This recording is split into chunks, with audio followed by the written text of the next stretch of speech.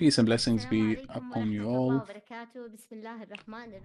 In the name of Allah, the most gracious, most merciful, and peace and blessings on the best of mankind, our Prophet Muhammad and his family and companions.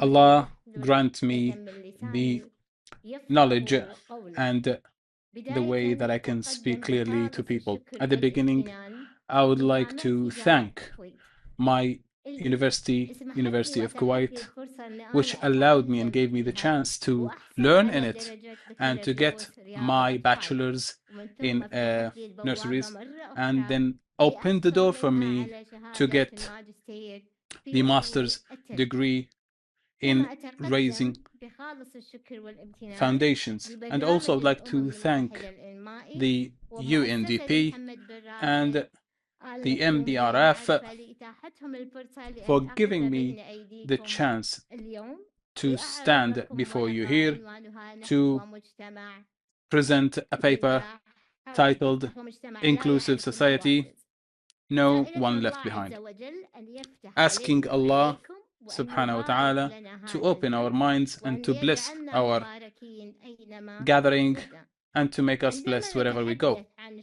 When we talk about the social comprehension, we're not talking about inclusivity for some people who are different from us or from the philosophy of a community. When we test communities, we try to find obstacles that doesn't allow its individuals from enjoying and sharing others their community. And now allow me to ask you a question.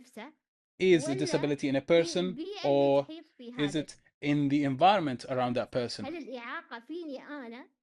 Is it in me or in the community that didn't care for the difference between each other?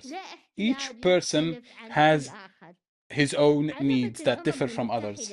And the United Nations has defined this concept when they did the Convention of People of Disability, and it is the first convention that contains the inclusivity and the equality and the equity between people, and it transformed it into justice.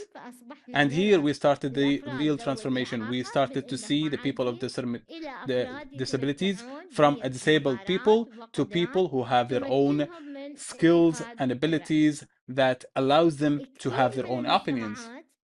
Many of communities were doing the inclusion in a formal inclusion, giving them some initiatives, periodic ones, but it's not part of the real inclusivity.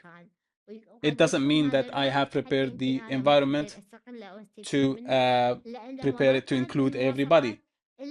Maybe if I add, and as an example, this bump that people will be using, disabled people on wheelchair, maybe you put this ramp, but it might be very high, and they will need a help, and that will not serve justice for us as disabled people, as independent people, as disabled people. We hope to have our independent life.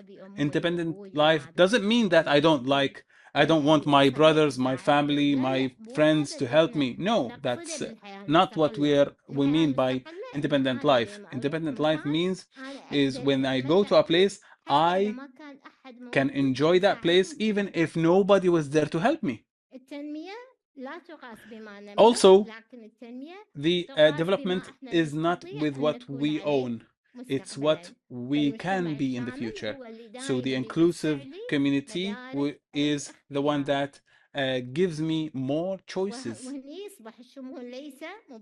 And here, inclusivity is not just a humanitarian initiative, but it is a commitment, legal commitment, international commitment, and is part of the SDGs of 2030.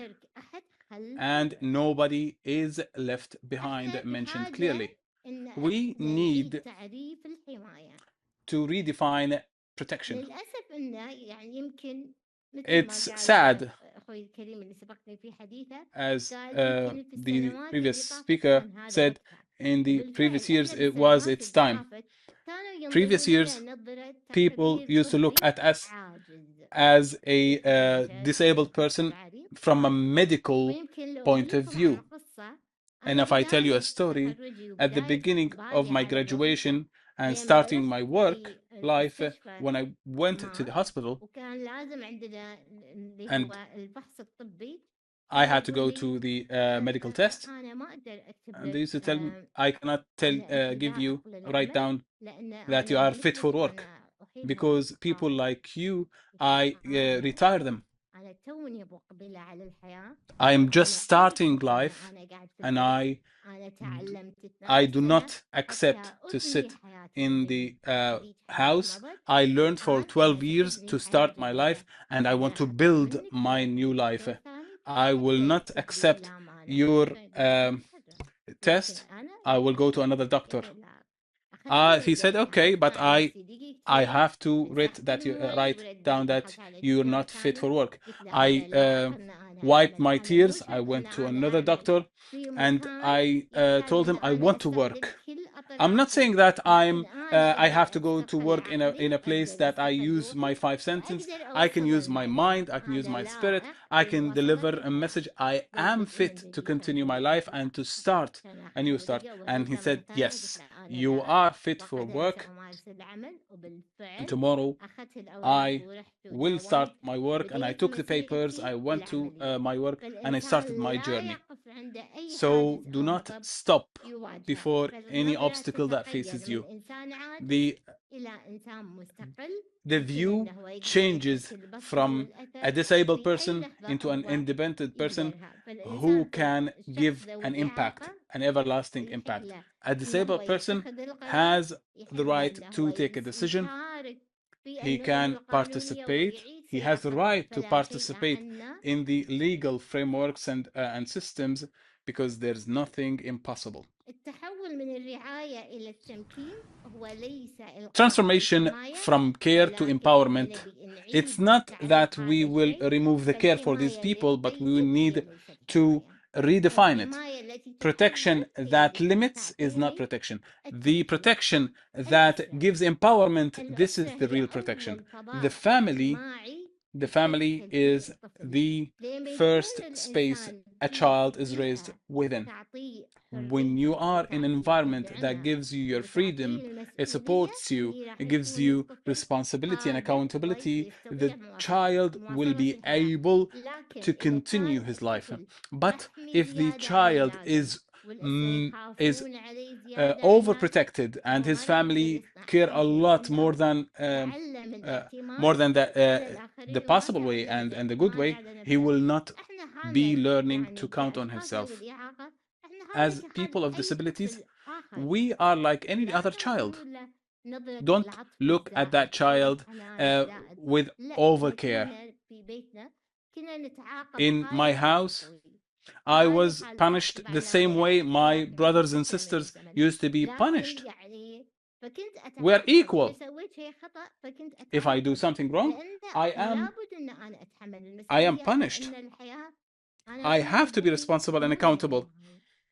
I should know that my mother and father will not be with me for the remainder of my life. So life has to teach you by yourself. So we have to change the way we view others to make these people of disabilities accept themselves. If the family accepts this, he will accept himself. I do not deny that the families of people with disabilities, the first thing that they face is the challenge on how to accept that different child. They need support. They need consultation. to be able to deal with a person of disability. So to save the family from failure or from fragmentation and not being able to deal with that child, we need to have early interventions and guidance and also inclusive services and integrated services to help the family succeed. The human, the person is not excluded with a decision, it is with a design. If the place is not designed for me and I've arrived to that place and I am surprised that I cannot rise to that place, I cannot enjoy that place. When I was a child and I used to go to the playgrounds and I'm not able to play, just look at people, at kids playing, that hurts. We need, when we build something,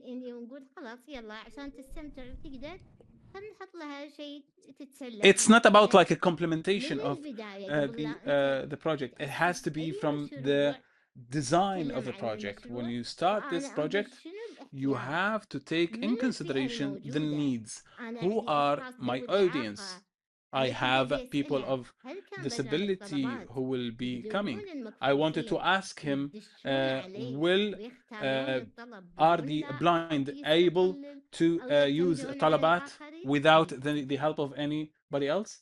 No. Are the deaf people, if they are here with us, like if a deaf person is attending this session, are they able to understand what I'm saying or whoever is saying? No, of course not. Because it wasn't taken in our consideration that we have to have a sign language interpreter. Even if they are not, the interpreter is not with us here. These are needs. If we think of them, it will serve all segments of the community and it will be available for everybody.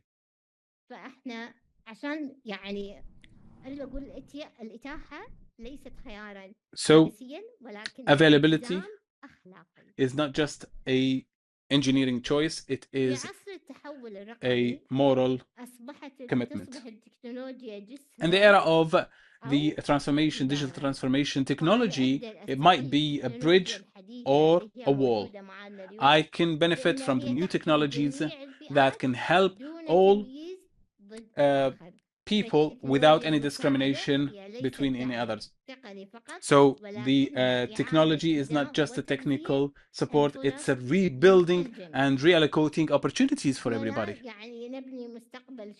We do not build a comprehensive future. We are trying to remove all the obstacles in front of people to give a just life for everybody. When we talk about the comprehensive development, we're not talking about infrastructure only.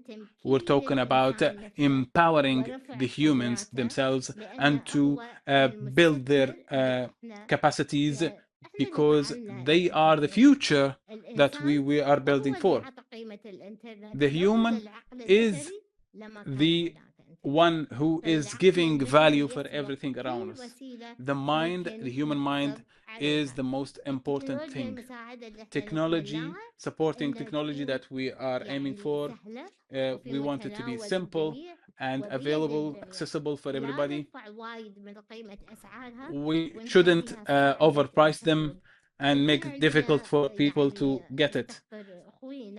I remember my brother Nael. He had disability, his disability in later stages. He didn't face anything. He was a normal person. He was doing all of the activities. And then after that, he got sick in his nervous system. From a football player into a quadriplegic, not being able to eat, not being able, or with the difficulties of speech. So we need to activate the modern technologies for him to be able to talk with others, maybe with his eyes, using his eyes, he can click on the letters in the iPad, and the dictation speech to text and text to speech services can help Nail of what his needs. But unfortunately, this iPad we can buy with 200 or 300 dinars, because it has different specs.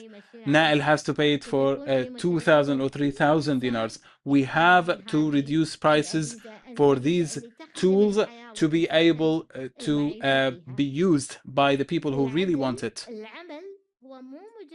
Work is not just a job for a salary. Work is giving me value. It gives a value for my existence, my importance. In this life, we are an impact, and work will help me give that impact.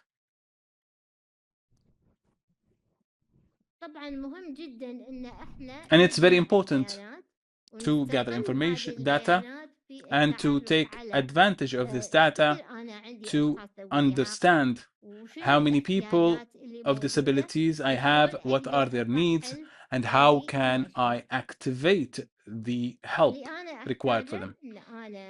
What I need, and I conclude with that, what I need to build that community without obstacles is starting with regulations, institutional rules, and social frameworks. It's not just a work, it's not a building, it is a complete environment. Thank you very much for listening. I hope that I was able to benefit and to add something, and I hope that Allah will help us in Ramadan, in Siyam, fasting, and praying in good deeds, and to make us from the people who are saved from hell, fire, and peace and blessings be upon all of you.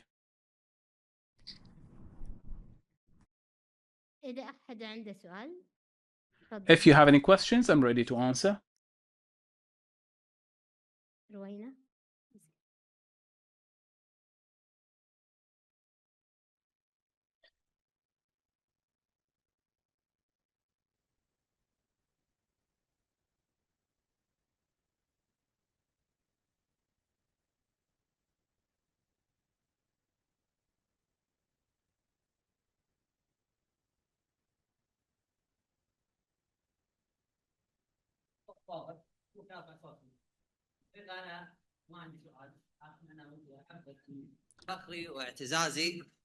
I am proud of what you have talked. It's actually giving me goosebumps. I'm very proud of you, and I think everybody agrees with me.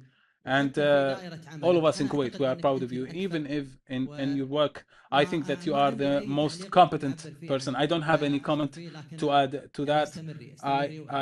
Please continue. You are a great role model. You are a person that people can follow the steps of.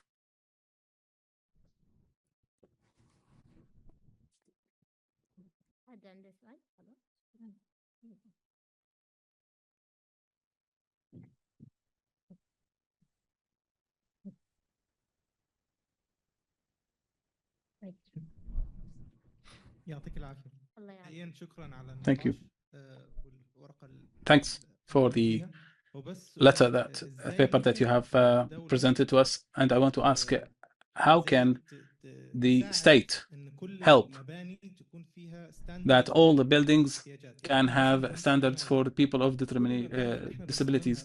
I am an architect, and all of the buildings that we design, the last thing we think about is the standards of the handicapped people and people of disabilities. Maybe they can add a ramp or two, and that's it. There are no standards that we are implementing for the deaf, blind, and other handicapped people. Your question is very important. Now, thankfully, there is the Kuwaiti building code, and you can look at it and you can see all the things, the requirements and all of the needs of the handicapped people and um, the elderly and senior citizens. When we start to think about our house that we want to build, they think about the beauty of it and the design, but they do not think of the point that they will be senior citizens and will be difficult for them to raise the steps, and they need a lift for that. They forget that in the bathroom, some people need a support to raise themselves and to sit down to. So now the Kuwaiti construction code contains all of the standards that serves all the handicapped people, whether they have the deaf, blind, and other disabilities. Also, it includes everybody.